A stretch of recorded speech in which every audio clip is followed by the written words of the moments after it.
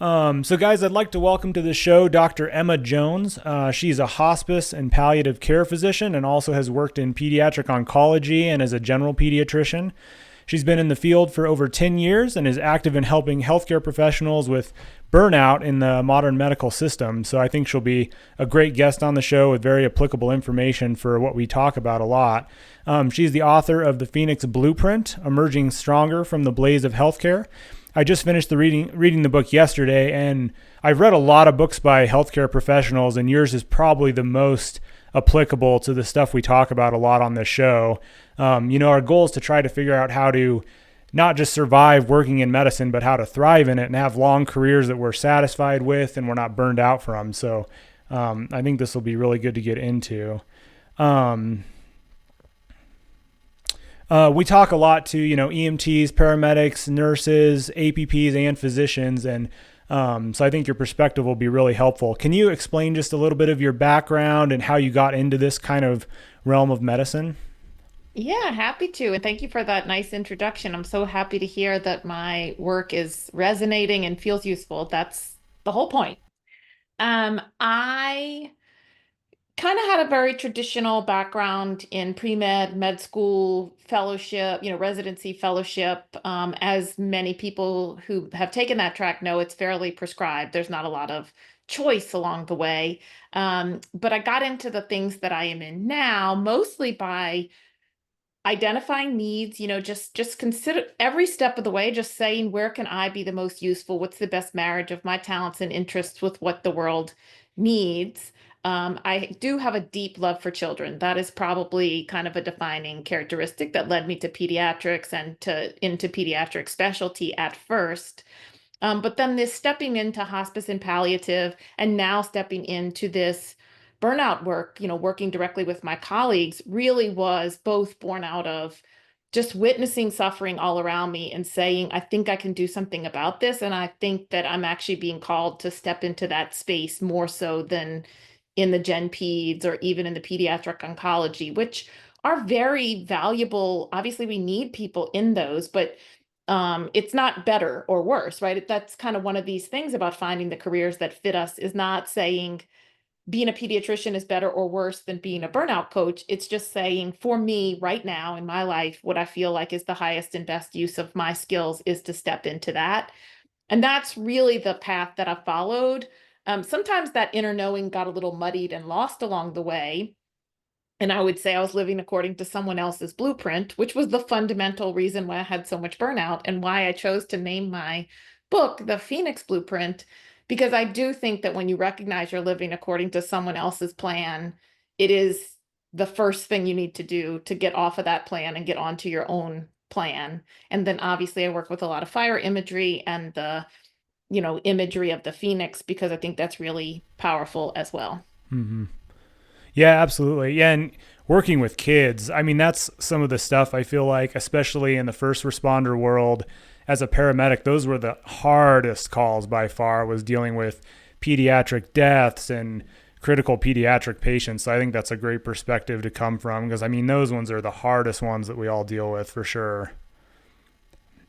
Yeah, I hear that a lot. And I think that anybody who works in pediatric illness, right? Gen peds, maybe you get this a little less. Of course, everybody's like, oh, I could never be a pediatrician because the parents are so hard, right? I hear that a lot.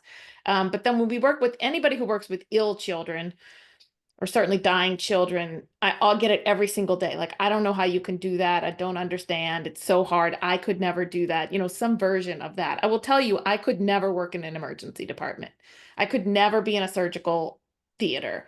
I couldn't, never be a surgeon. Like, those are things that I endured for the brief time that I had to do them as a medical student, and then thankfully left them behind when I could choose something different. So, while of course dealing with sick children is inherently emotional, sad. There is a lot of collateral beauty as well, because kids are just amazingly resilient little things. And so are parents and siblings, by the way. So it's not just, even if the child is too sick to participate, we can glean a lot of joy from the life around that child. But just to say that I feel about the things you do, probably similar to the way you feel about the way the things I do. Yeah, I guess, yeah, in some ways you kind of adapt, I think, a little bit to whatever specialty you're in and see it differently from how others do. You talk in your book about this narrative that most of us are fed in kind of our training that medicine is this calling and it's a privilege. And to honor this gift, we have to sacrifice everything in our lives to serve the patient. Can you talk a little bit about why that's not necessarily the right framework to operate from? It's really unfair, isn't it? Like when you think about in order for me to be a proper physician, or really anybody in healthcare, but we'll just say physician as a placeholder word for this conversation, I have to be constantly available. I have to put my patient first, right? Put the patient first. This is one of our mantras in healthcare. I have to put my patient first, which means I put my needs second every single time, by the way. That is what is demanded every single time. I have to be flawless in my decision making. I have to be never ending in my energy level. And how is that even possible? Who thought that was possible? Yeah.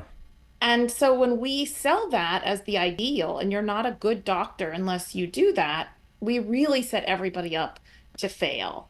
And that this expectation is perpetuated not only by the medical culture itself, right? I, as a physician in training, had physicians above me telling me this was the way to be, right? And pointing out, sometimes kindly and sometimes not so kindly, when I was straying from this ideal, right?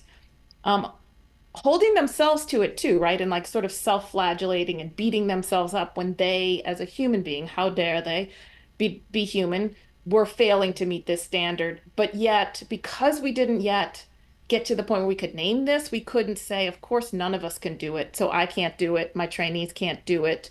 We have to create a more humane system. So this is perpetuated within the medical system itself, and it's also perpetuated from the public expectation, right? And we see that with things have changed actually a lot over the past 10 years in the way that people regard the medical profession. So I don't know if this is entirely true anymore, but before there was this expectation, that doctors were always going to be available. There was a lot of authority imparted on doctors. There was a lot of trust. So there was a lot of responsibility. I think it's gotten worse actually because now the trust has eroded, but the expectation and responsibility has remained. And so that's actually a more dangerous psychological conundrum for clinicians to find themselves in. It's an impossible game. There is absolutely no way to win this game. Yeah, absolutely. We've talked on the show a little bit about kind of the difference between moral injury and burnout, and sometimes people will argue that it's always the system to blame. We can't see patients the way we want. We can't spend enough time. There's so much emphasis on volume, and I've always stuck with the term burnout, which I noticed you did in your book, because I think it actually puts the locus of control on the individual more, because we don't have any control over the systems we work in, or at least very limited control over these giant healthcare systems that we work in. And I think it's fine. I think we need to advocate and all that, but I always stick with the term burnout as opposed to moral injury, because it kind of makes us less the victim and puts us more in control of our work and how we can control burnout. And you say in your book, the corporations fueling this blaze are not the ones that are going to save us. And I say that all the time because there's nobody else coming to save us. It really is kind of our responsibility. I'm curious kind of your thoughts on that distinction between moral injury and burnout, and what your thoughts are on that. Yes, I love to talk about this topic because I know that burnout has become kind of a taboo word. People are like, oh, everybody wants to talk about burnout, and I'm sick of hearing about burnout. And I do think that it's being weaponized at the corporate medicine level. Oh, here's what we're doing about your burnout, which is, of course, some ridiculous, not actually helping thing that they say they want to do, but then they feel better because they're talking about our burnout. But I do believe that burnout is a helpful construct because it does have a case definition, right? We do know how to define what burnout is. People know how it feels. And I think that other than the fact that we've now kind of heard this word so much, we have sort of a negative triggering about it. It is an actually very helpful word to define the experience and therefore to help people get to the right type of support, the right type of help, which I do think is going to be outside of your health system or outside of your employer right now, unfortunately. I don't think help's coming from inside the house. Yeah. Personally. Maybe some wonderful unicorn places are doing that, and their people probably aren't burning out to begin with if they're that good. But that being said, what does moral distress, what does moral injury have to do with it? Is it the same thing? Is it different? I think that moral distress is a thing that happens regularly, just like pain is a thing that happens regularly, right? We're constantly thrust into situations where the thing we want to do and the thing we can actually do are not the same thing. And so you're going to experience moral distress anytime you have that discordance. If we don't have the skills to be able to resolve that and sort of close the loop, that's when we endure a moral injury and we build up moral residue over time, which can lead to burnout or can lead to all kinds of other chronic health ailments, mental health ailments, right? Burnout, to me, burnout's one of the ends of the line of like chronic moral distress that hasn't been resolved.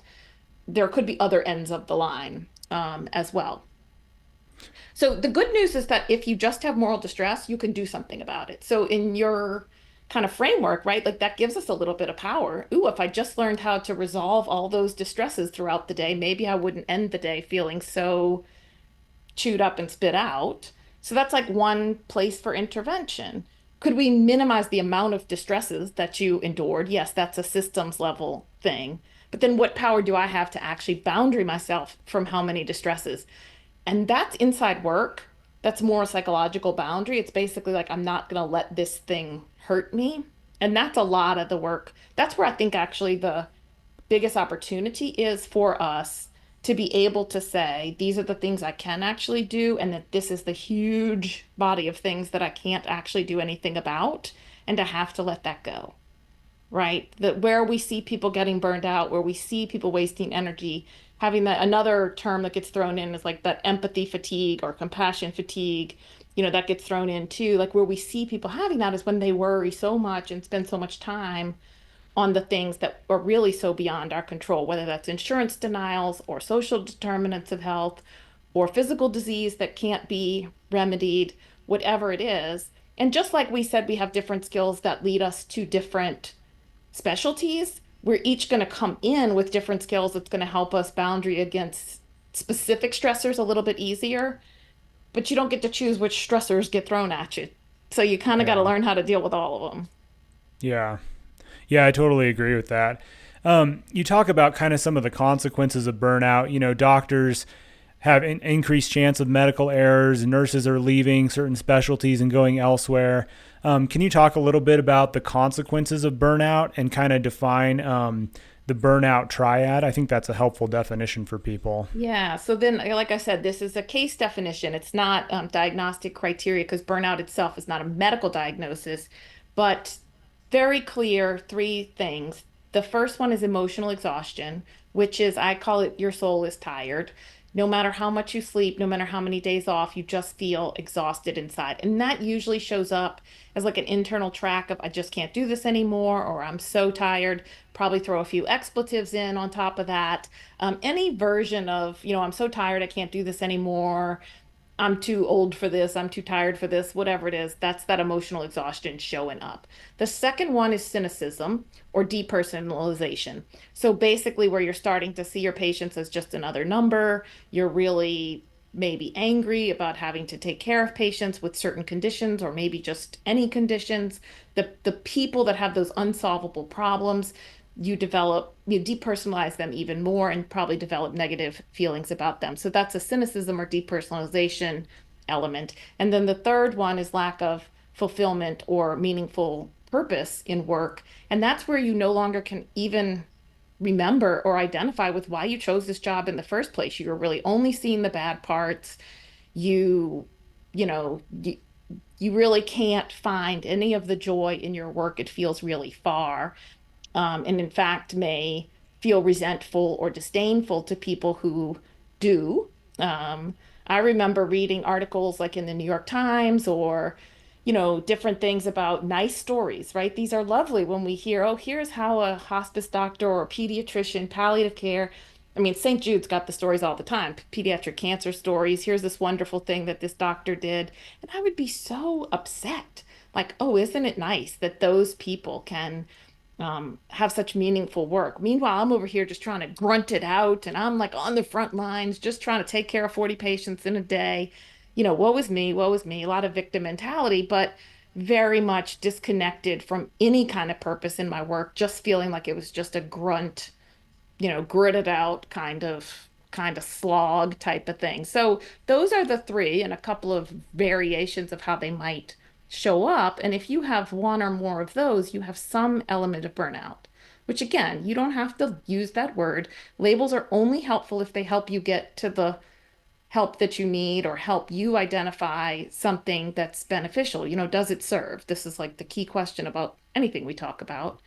But that's how I think about what burnout is. Yeah, I love that. Not like identifying with a certain label, like just use it to help actually find a solution as opposed to identifying with that. I think that's a great point. You talk about too how if we're going to make system changes, like there's really no way to do that unless we're starting on ourselves and working on those personal changes first. Can you elaborate on that a little bit? Yes, yes, yes. Oh, we got to work together here. The people who go into healthcare are some of the most brilliant people in the world. I definitely believe this. You got big hearts, you have brilliant minds. You went through a lot to get whatever degree that you got, whether no matter what level you're at. Certainly for physicians it's a very long road, but PAs, NPs, RNs, EMS, like everybody endured some road to get where they are. And so you're pretty smart people. So my job is to clear out the funk so that you can be at your best and brightest, so that you can come up with the good solutions. I truly believe that the solutions to our healthcare woes live within the people who are currently working in the healthcare system, but everybody's just so mired in the day to day that the creativity is killed. So I believe that if we can get the people, like the actual frontline healthcare workers, feeling better, and then skill them up with things that we never learned in school about how to speak business, how to speak startup, how to speak, you know, all the businessy side of things and all the innovation and change management things that maybe we didn't learn, but that it's not that hard. Like it's not that hard to learn those skills.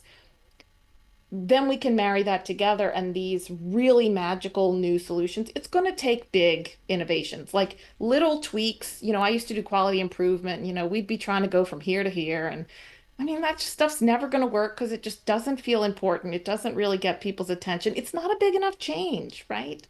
We need big, we need big solutions and we need big creativity for that. And people who are in burnout can't be creative. Like your brain just can't. It's too worn out, it's too burned out. So that's kind of how I tie those things together. And whether you specifically see yourself as the visionary or as the change agent, maybe closer to the problem, or even if you're just the person who doesn't dissent, right? Like you're in a meeting and your manager's proposing a new workflow and you just say, oh, yeah, let's try it instead of, ugh, another new thing, right? At every level, if we sort of get people unburned and more brighter and more change capable, then things will start to improve. We also need to empower people who are heart-centered to be the leaders of the change because right now the power structure has put a bunch of people who are, quite frankly, motivated by the wrong things at the top of the food chain. And we need to get some really good clinician minded people moving up the chain into those positions of power. Yeah, I totally agree. And you have to be at a place where you're not burned out every day at work to even think of possible solutions. I mean, you have to get past that first step of kind of having some fulfillment in your job, I think, in order to even start thinking beyond yourself and how can we kind of fix some of these issues. Exactly. I mean, if you're That's a so great cynical point. that you just think it's all going to burn to the ground and what's even the point, of course you're not going to come up with solutions. So we do need to move people out of that. And it's crazy how much ingenuity and creativity people are leaving on the table. I think most healthcare workers that I work with don't even know what they're missing. Like, I don't know about you, but a lot of my colleagues, I believe, have never actually felt good ever. They felt like really bad and slightly less bad, which they call a good day, right? And then when we start sort of really putting all the systems in place so that they can really open up, and some of them, I mean, this happened with myself, you finally get to this place where your mind is working at like 100%. You're like, whoa, this is what it is? I had no idea. Yeah, and like you said, I mean, it is very brilliant people that get into medicine. I mean, you've made it through tons and tons of years, often of education, and if you can free these people up to actually use some of that intellect to create solutions, I mean, we would rapidly have some change. Um, I've done a little bit of yoga, but the yogic philosophy is pretty foreign to me, so I found that part of your book pretty interesting too. Can you talk a little bit about just some of the guideposts that you think are the most helpful to teaching us how to flourish? Well, thank you for asking. Yoga is another one of the very divisive topics in healthcare. So I was somewhat scared to actually even put it in the book because I know that a lot of medical people hear yoga and just say, oh gosh, everybody's saying yoga is the answer to all our problems. I can't even listen to you talk about yoga again. So, first of all, I want to make a distinction between going to a yoga class, which is making you do bendy postures for 45 minutes and saying this is your self-care is not it. That is not what I'm talking about. If you think that's not going to solve anything, you are correct. I agree with you. Yoga philosophy is an ancient philosophical system for living, similar to, Buddhism or, any other ancient philosophy. And the basic tenets are present moment awareness. So the present is all we have. The more we can anchor ourselves to the present, the better off we're going to be. And all of the physical activities of yoga, the asana practice, which is the physical practice, what you do with your body, breathing practice, meditation practice, are all aimed at giving you very different structures to help tether your mind and your body together. That's what yoga means. It's like the yoking of the spirit and the physical. So that's the goal of yoga. Like you've joined your mind and your body, you've won yoga. Yay. Easy, right? No problem. Just join your mind and your body at all Right. times and repeat again and again and again. So that's why there are all these practices because we know that that's not an easy task to accomplish.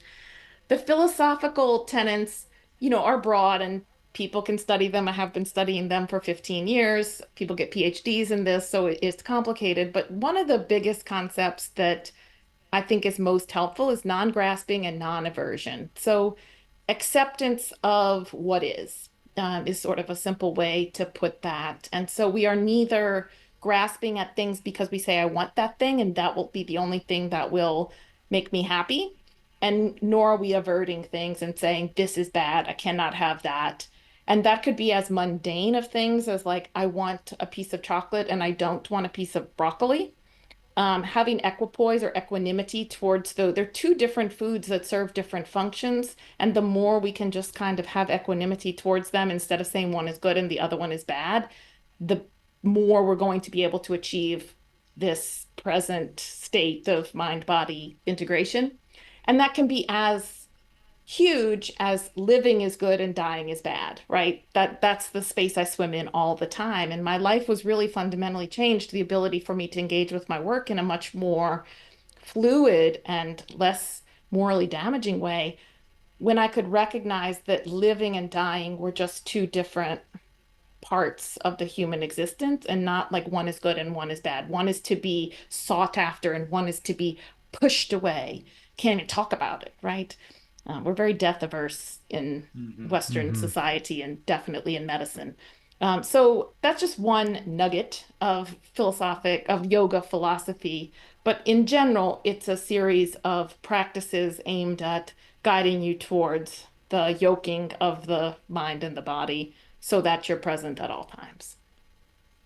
Yeah, that makes a lot of sense.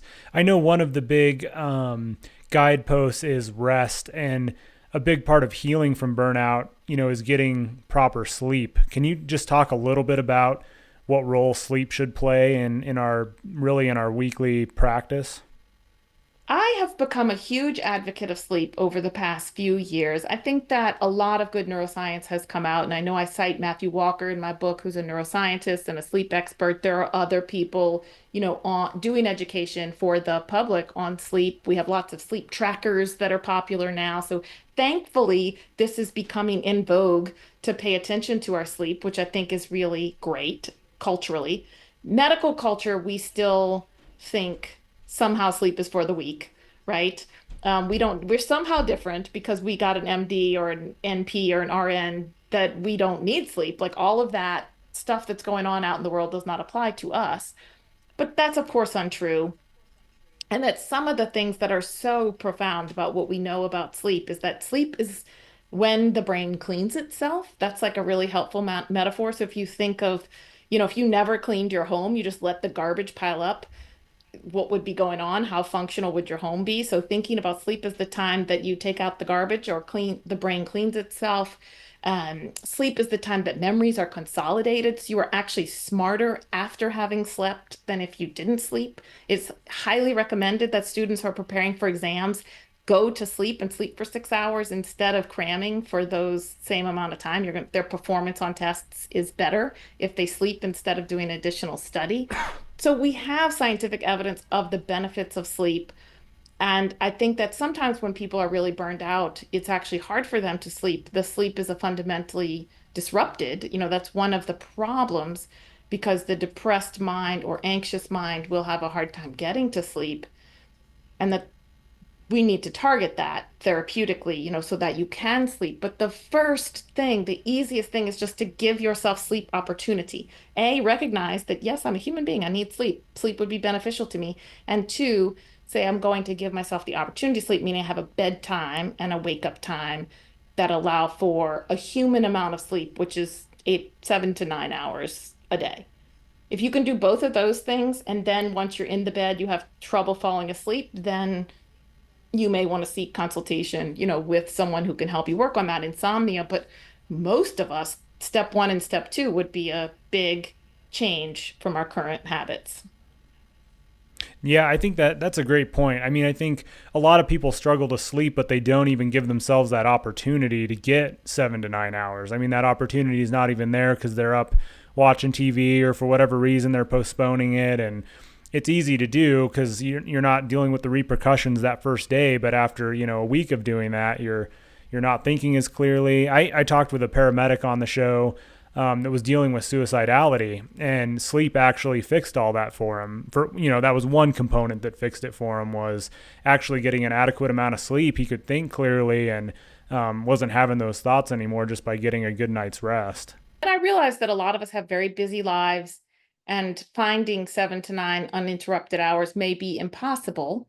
And if that is your situation, moms who cannot go to bed until their children go to bed and then have to wake up when their children wake up, and then somebody's got to do the laundry sometime, there are realities that we may not be able to get that opportunity. Those are sort of the math problems that I sometimes work with people to solve once they have said, this is a problem. I'm not sleeping enough.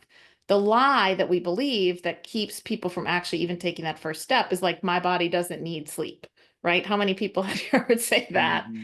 And that I do think you're right. That's sneaky because on a 1 day or 2 day basis, you may not feel it, or you can overcome it with stimulant like coffee or energy drink.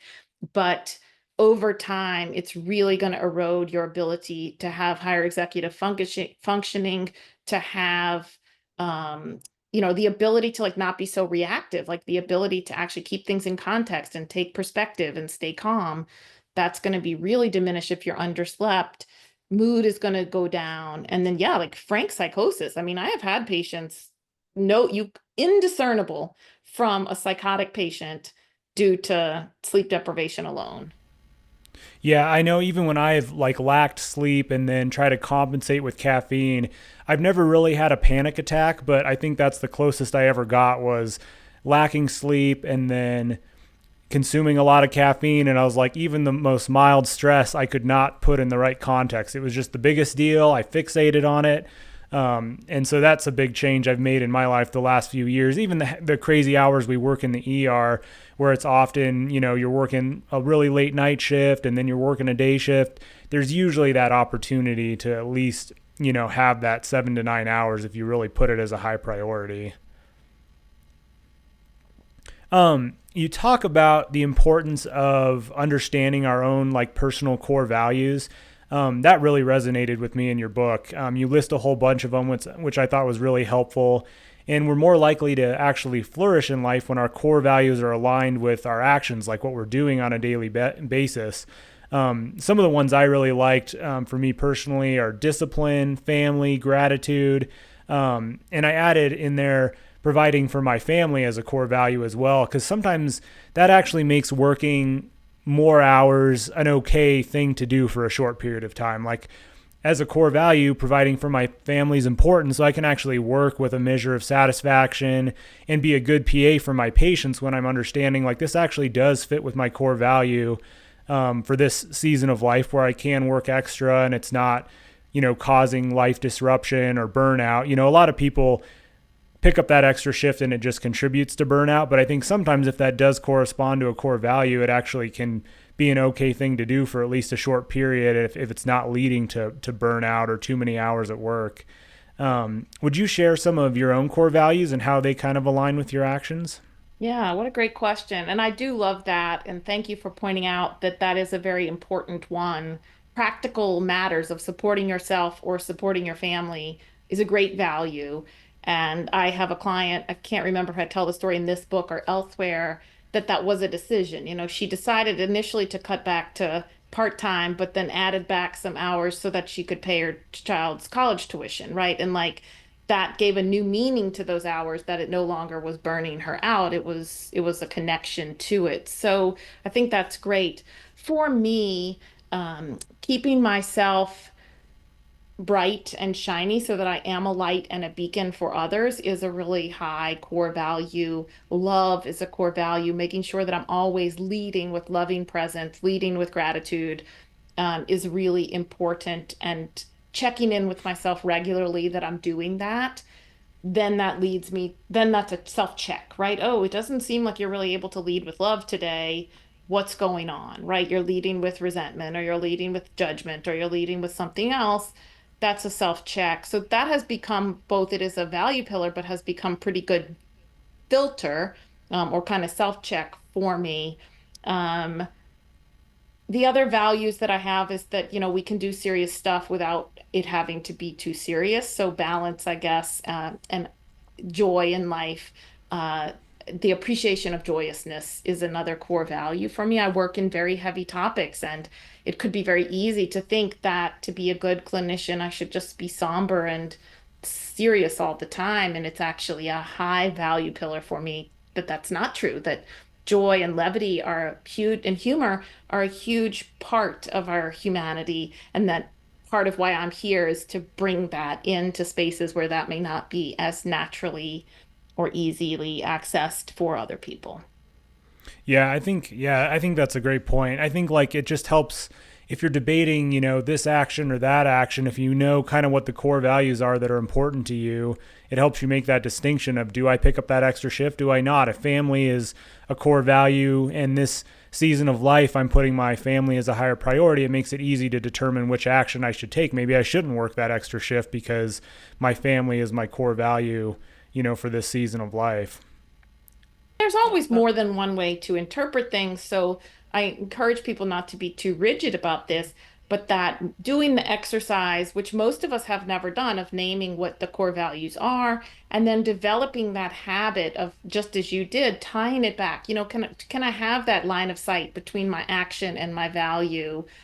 Not so much because I'm afraid I'm going to operate in a value discordant way, because most of us actually are operating from our fundamental values most of the time. It's when two values actually conflict with each other is when we have to think about it, right?